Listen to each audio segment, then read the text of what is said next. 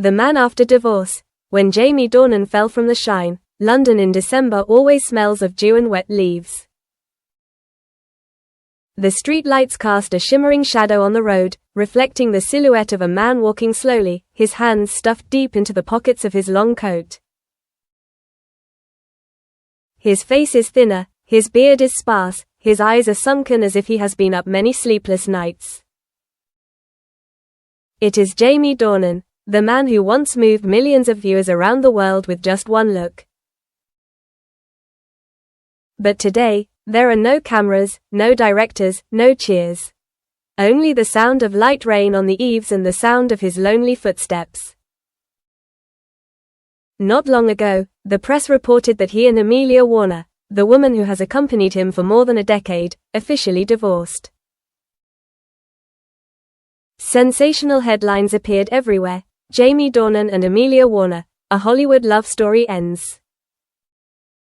Fans were agitated, regretful. Many expressed sympathy, others speculated, even blamed. But only Jamie and Amelia knew what had happened. And perhaps, even they weren't sure anymore. That evening, Jamie returned to his rented apartment in Notting Hill. The apartment had only a small living room, an old guitar placed by the window. He poured himself a glass of whiskey, sat down on the sofa, and looked out the fogged window. In the photo frame on the table, 3 small faces, 3 daughters, still smiled innocently. He picked up the photo frame, gently ran his fingers over the faces, then put it down, sighing. The phone on the table vibrated. A text message from an old friend, the actor Cillian Murphy. "Are you okay? If you need to talk, I'm in Dublin. Call anytime." Jamie looked at the text, typed a few characters, and deleted it. Finally, he just replied, "I'm okay. Thanks." But he wasn't okay at all. Sleepless nights. Work is where Jamie finds balance.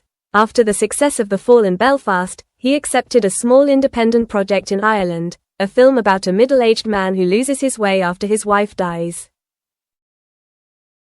The script, strangely enough, seemed to reflect his own life. On set, the director asked, "Can you act this scene as if you just lost the person you love the most?" Jamie looked into the distance, his voice low. "I don't need to act." Everyone was silent. The light shone on his face, his eyes filled with tears. The camera captured every shaky breath, every tear that hadn't fallen yet. It was no longer acting, but real pain. After each scene, Jamie often sat alone. He didn't talk much, didn't smile, just quietly drank black coffee and looked into the distance. One day, the cameraman caught him playing the guitar, softly singing an old song Amelia had written. The melody broke out in the silence, like a farewell that had never been said. Netizens began to notice a change in him. "Jamie looks so sad, he's much thinner. I hope you can overcome it." Comments appeared densely. Fans created a group called #WithJamie, sharing old photos, words of encouragement, and handwritten letters to him. One evening, Jamie accidentally saw a letter from an anonymous fan. "You can lose someone, but don't lose yourself.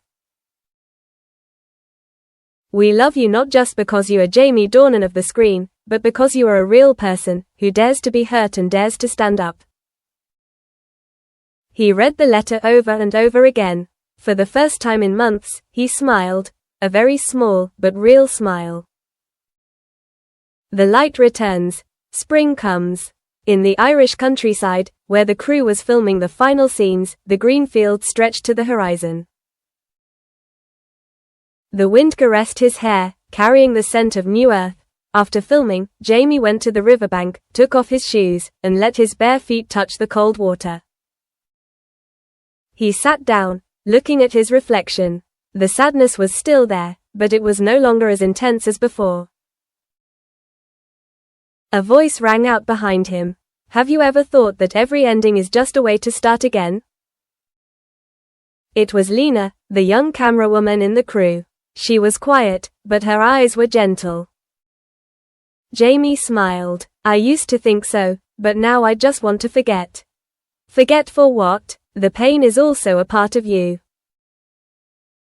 If you erase it, you will no longer be yourself. That sentence made Jamie silent for a long time. From that day on, they often talked after filming, not about movies, but about music, childhood, and the little things in life.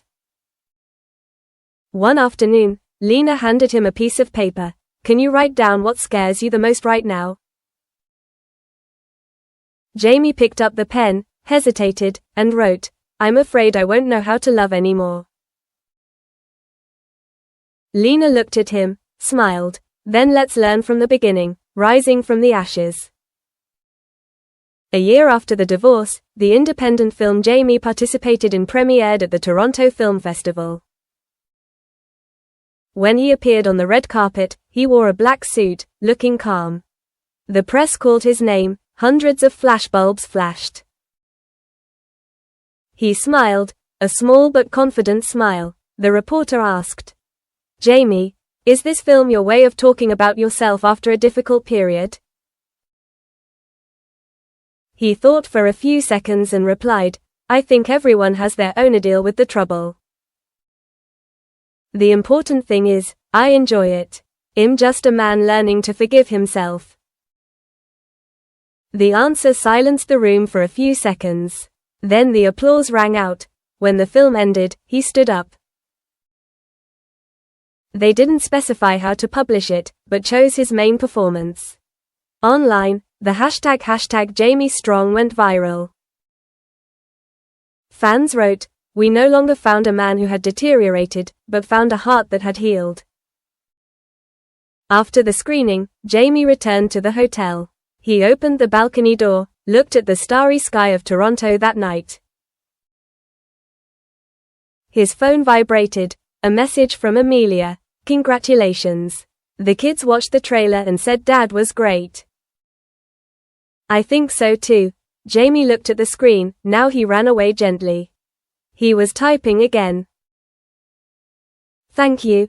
I hope you're happy. He put down the phone and sat still for a moment.